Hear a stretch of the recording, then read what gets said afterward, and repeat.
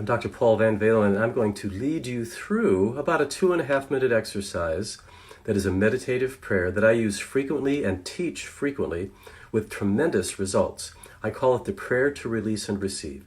It's based on Galatians 5. We're going to release each of the fruit of the Spirit, at least as I've memorized them, which is actually a little different order than some translations.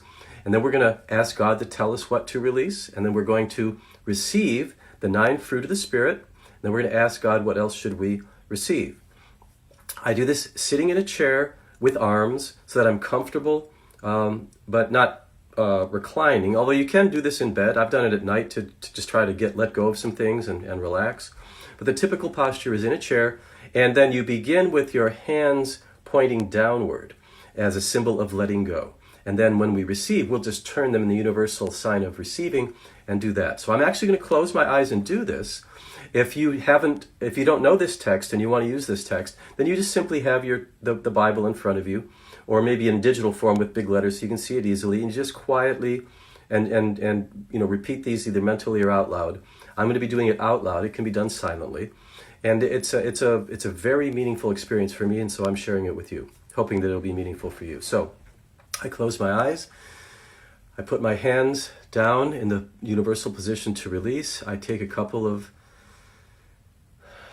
breaths. I'm slowing everything down. Already I'm feeling the effect of that because I've been doing this for years. My toes and fingers begin to warm. I sense myself relaxing. With every exhalation, I state one of the phrases. I release murder. I release adultery. I release witchcraft. I release anger. I release dissensions. I release outbursts of wrath. I release jealousy. I release heresy. I release divisiveness.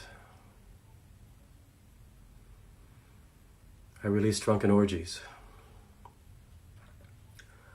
What else would you have me release today? I release fear.